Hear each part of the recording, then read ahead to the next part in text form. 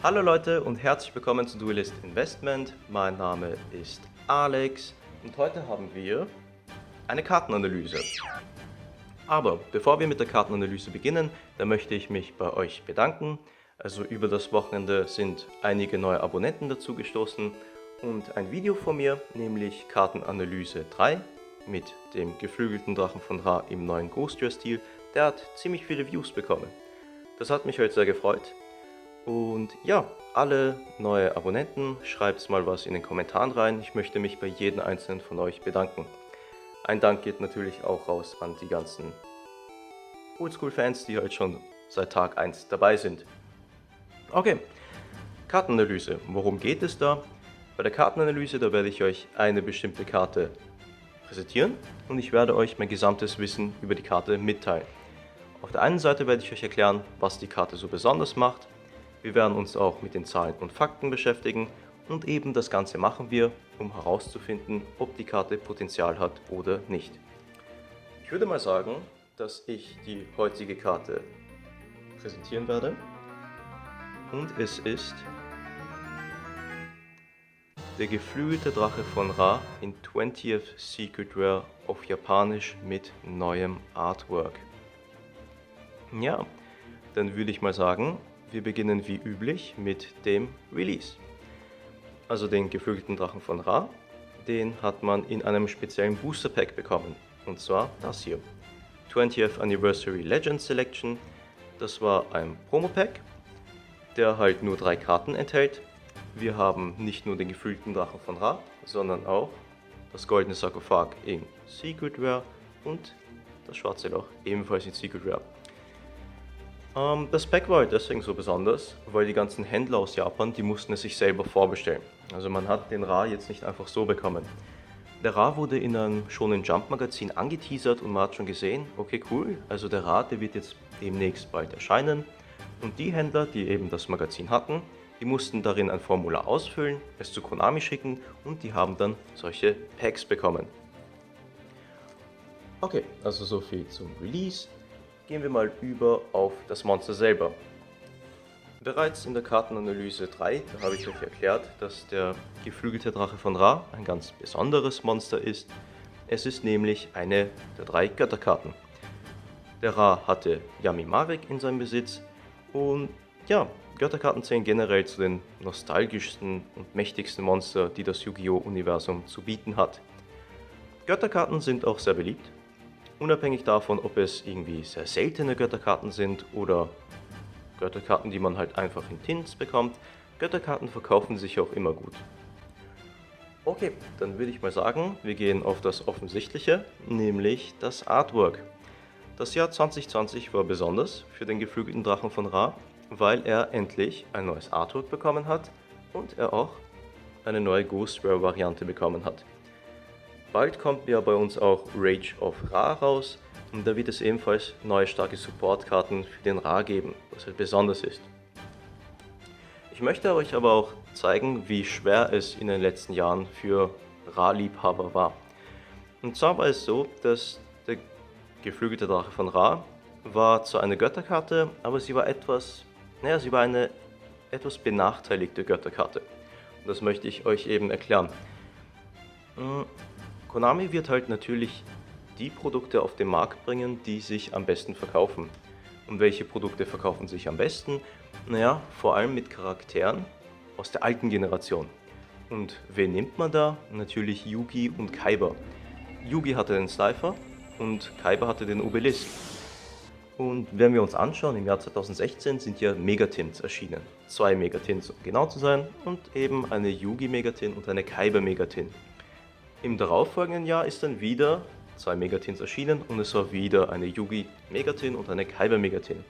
Den Marek, den hat man eigentlich übergangen. Er spielt halt schon eine große Rolle, aber neben Kaiba erblasst er halt. Deswegen hat man ihn nicht genommen. Und lange Zeit gab es für den Ra eigentlich nichts Neues. Im Jahr 2017 ist dann auch der Dark Side of Dimensions Movie-Film bei uns erschienen. Und im Dark Side of Dimensions Movie Pack, da konnte man den Slifer mit einem ganz neuen Artwork bekommen. Den Obelisk mit einem ganz neuen Artwork, den hat man bekommen, wenn man ins Kino gegangen ist und ziemlich viel Glück hatte. Der Ra hingegen von denen gab es gar nichts. Also es gab weder eine neue Version im Booster Pack, noch hat man im Kino irgendetwas verteilt. Und außerdem ist er auch nicht im Kinofilm erwähnt worden. Also da sieht man, dass der geflügelte Drache von Ra, der war halt jahrelang, den hat man eigentlich komischerweise ignoriert. Und viele Sammler haben sich halt gewundert, wo und wann das neue Artwork dann erscheinen wird. Und eben dieses Jahr, im Jahr 2020, haben wir endlich das neue Artwork bekommen. Wenn wir uns das Artwork näher anschauen, dann sehen wir wieder Ra. Also er ist halt mittig vom Bild, er ist sehr mächtig präsentiert und wie wir sehen ist alles drumherum steht in Flammen und alles ist gerade am explodieren.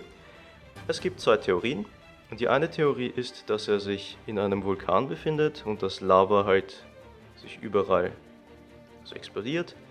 Auf der anderen Seite könnte man das auch so interpretieren, dass der geflügelte Drache von Ra gerade dabei ist, die Welt komplett zu zerstören. Und die Szene erinnert auch sehr an eine apokalyptische Stimmung. Das Element, das der Ra auch benutzt hat im Anime, war ja auch Flammen. Da gibt es ja die berühmte Szene, wo der geflügelte Drache von Ra den Joey bei lebendigem Leib verbrennt.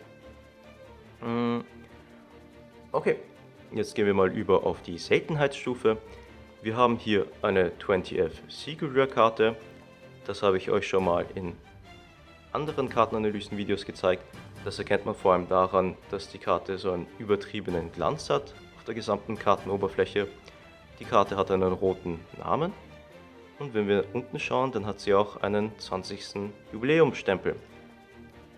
20F Secret Rare Karten wurden halt zum 20. Jubiläum released und mittlerweile gibt es schon einige davon.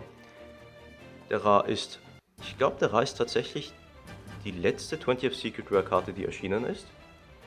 Und ja, also meiner Meinung nach gehören 20F Secret Rare Karten zu den schönsten Seltenheitsstufen, die Yu-Gi-Oh! Zu bieten hat. Also definitiv in meinen Top 3 dabei.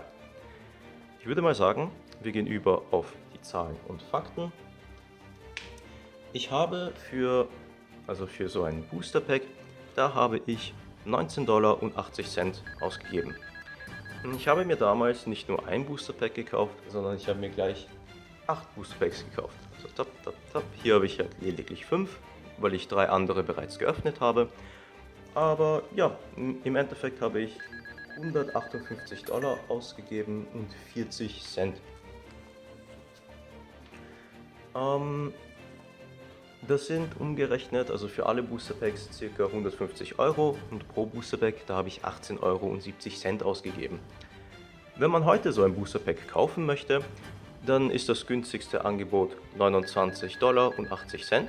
Das ist auch derselbe Käufer, von dem ich meine Packs gekauft habe.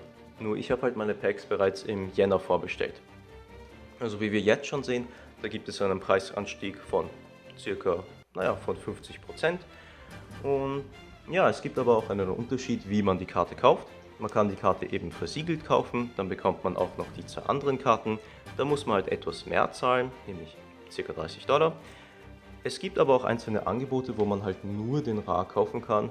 Und da sind die Preise zwischen 21, 22 Euro und $25. Dollar meinte ich. Aber ich bemerke jetzt schon, dass die Tendenz ist eher auf $30. Also es scheint, als würden sich die Preise, also die Angebote vor allem um den Preis von $30 konzentrieren. Okay, so viel jetzt zu den Preisen. Ich möchte noch einen wichtigen Punkt mit euch besprechen, und zwar generell 20F Secret Rare Karten. Ich habe gestern auf eBay habe ich angegeben Yu-Gi-Oh! 20F Secret Rare und ich habe die Suchmaschine so eingestellt, dass es mir die günstigsten Angebote zeigt. Ich wollte halt sehen, welche 20F Secret Rare Karte die günstigste ist. Und da gibt es Karten wie den Dunklen Magier, den Neos und den Stardust Dragon, alle im alternativen Artwork. Und ja, dann habe ich noch Palladium Oracle Mahat gesehen. Worauf ich eben hinaus will, die Auswahl an günstigen 20th Secret Rare Karten ist sehr begrenzt. Es gibt nicht sehr viele Karten in 20th Secret Rare, die günstig sind. Komischerweise ist der Ra mit seinen bis 20, 30 Dollar zählt tatsächlich in der Kategorie von den leistbaren 20th Secret Rare Karten. Und das finde ich halt ziemlich krass, weil Und die Preise von den 20th Secret Karten, die beginnen dann so, es gibt ein paar sehr günstige und dann auf einmal springt man extrem hoch und es gibt unglaublich teure 20th Secret Rare Karten, wie zum Beispiel das Magiermädchen. Das hier, das ist schon bereits im höheren dreistelligen Bereich. Und das finde ich halt etwas krass. Und ich habe auch irgendwie das Gefühl, dass der geflügelte Drache von Ra, der wird nicht mehr lange bei den leistbaren 20th Secret Rare Karten sein. Und ich glaube, der wird da aus dem Käfig ausbrechen und seinen Weg in den höheren Bereich holen. Deswegen habe ich mir eben die Karte auch mehrfach geholt, weil ich der Ansicht war, also bereits schon im Jänner, dass die Karte definitiv Potenzial hat und dass sie im Wert steigen kann. Also um die Frage zu beantworten, ich glaube definitiv, dass die Karte Potenzial hat. Schauen wir mal einfach in 6 Monaten, da kann es sehr gut möglich sein, dass das eine 50$ Karte wird. Und ja, falls ihr die Karte cool findet, ich würde das sogar so weit gehen und sagen, ey, wenn ihr das Artwork cool findet, das Monster, dann würde ich sogar eine Kaufempfehlung abgeben.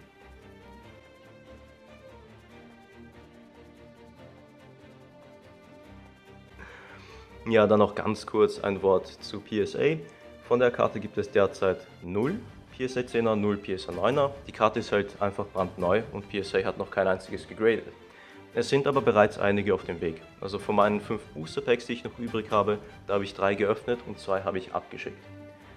Also Fazit, um die Frage zu beantworten, hat die Karte Potenzial? Definitiv. Ich glaube, das Potenzial ist sogar ziemlich hoch. Ich glaube nicht mehr, dass sie lange bei den günstigen Angeboten verweilen wird und ich glaube, dass sie dann ausbrechen wird.